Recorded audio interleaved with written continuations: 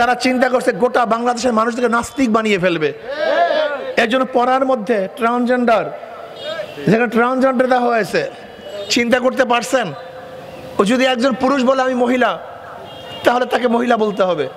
একজন যদি মহিলা বলে আমি পুরুষ, তাকে পুরুষ বলতে। চিন্তা করছেন এদের মাথার বিকারগ্রস্ত কিভাবে হয়েছে, কিভাবে মাথা। এটা আমাদের সিলেবাসের মধ্যে, সেটা আন্দোলন করে আমাদের ফিরাতে বাধ্য করেছি। এখানে কি করেছেন দেখেন, ডারউইনের বিবর্তনবাদ ছিল ইউনিভার্সিটির একটা গবেষণার বিষয়।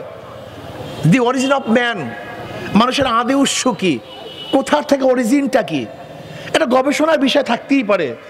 সেটা প্রাইমারি লেভেলে ঢুকিয়ে দিয়েছে, হাই স্কুল লেভেলে ঢুকিয়ে দিয়েছে। ষষ্ঠ শ্রেণীতে আমাদের বাচ্চাদেরকে পড়ানো হচ্ছে যেখানে স্রষ্টা বলতে কেউ নেই, ধর্ম মানুষের বানানো, আমাদের দেশের বইতে। এবং 6 থেকে শুরু করে আপার ক্লাস পর্যন্ত এই শিক্ষায় শিক্ষিত করা হচ্ছে যে স্রষ্টা বলতে কেউ নেই। শুধু কি তাই, কিভাবে প্রেম করবে, একটা ছেলে এবং মেয়ের হাত ধরে কিভাবে হাঁটবে, কিভাবে তাকে চুমু দিবে, কিভাবে তাকে অ্যাপ্রোচ করবে, কিভাবে কথা বলবে। একজন বয়স্কা মহিলা তার মিন্সের সময় কাপড়টা কোথায় রাখবে, কিভাবে রাখবে, এইটা বইয়ের মধ্যে উল্লেখ করা হয়েছে। আপনি চিন্তা করতে পারছেন, শিল্প সংস্কৃতির নামে গোটা মুসলিম এবং বাংলাদেশের সংস্কৃতিকে পরিবর্তন করে পাশ্চাত্যদের সংস্কৃতি আবিষ্কার করার চেষ্টা চলছিল। গোটা দেশটাকে নাস্তিক বানাবার চক্রান্ত চলছিল। সবচেয়ে বেশি বৈষম্য শিকার হয়েছে আলেমরা, সবচেয়ে বেশি বৈষম্য শিকার হয়েছে। এখন ইউনিভার্সিটির মধ্যে বহু সাবজেক্টে মাদ্রাসার ছেলেদেরকে ভর্তি করতে দেওয়া হয় না, ভর্তি নেয় না। এখনো কওমিয়ার ছাত্ররা তারা বিশেষ পরীক্ষা অ্যাটেন্ড করতে পারে না। এখনো কওমিয়ার ছাত্ররা কাজী হতে পারে না। এখনো কওমি মাদ্রাসার ছাত্ররা মডেল মসজিদের ইমাম হতে পারে না। সবচেয়ে বেশি বৈষম্য হয়েছে ওলামায়ে কেরাম এবং মুসলমানরা। অথচ এদেশ স্বাধীন হয়েছিল মুসলমানদের জন্যই, এদেশ স্বাধীন হয়েছিল মুসলমানদের জন্যই। আপনারা জানেন 47-এ ভারত থেকে দেশ আলাদা হওয়ার পিছনে কি কারণ ছিল? ধর্মীয় কারণ, অন্য কোনো কারণ না। সংখ্যাগরিষ্ঠ মুসলমানদের কারণেই আমরা পাকিস্তান নামে একটা দেশ পেয়েছিলাম। এই দেশটা মুসলমানদের দেশ। এই দেশ কাদের?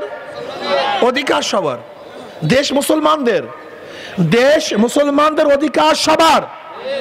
ঢাকা ইউনিভার্সিটি মুসলমানদের, ওটার প্রতিষ্ঠাতা মুসলমান, জমিদাতা মুসলমান।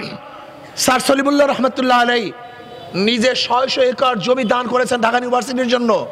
আপনারা জানেন বুয়েট এবং ঢাকা মেডিকেল এবং ঢাকা ইউনিভার্সিটির জমি সম্পূর্ণ স্যার সলিমুল্লাহ রহমতুল্লাহ আলাই দানকৃত জমি। ওই জমিতে মুসলমান ইউনিভার্সিটি হবে।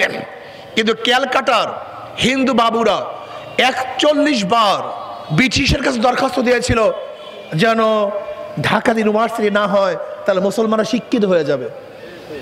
শুধু কি তাই, গড়াইয়ের মাঠে রবি ঠাকুরের সভাপতিত্বে সেখানে আন্দোলন হয়েছিল ঢাকায় যেন ইউনিভার্সিটি না হয়।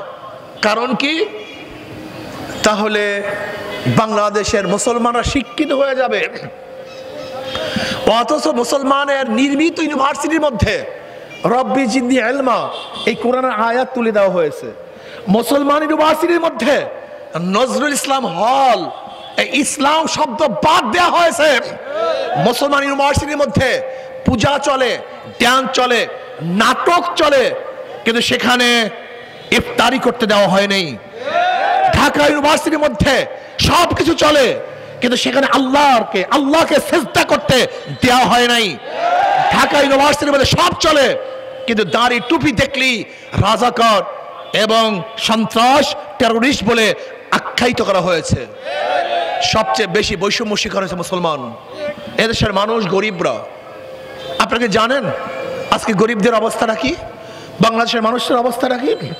এখানে যারা আছেন প্রত্যেকটা মানুষের মাথার উপরে 1.5 লক্ষ টাকা ঋণ, প্রত্যেকের মাথার উপর 1.5 লক্ষ টাকা ঋণ।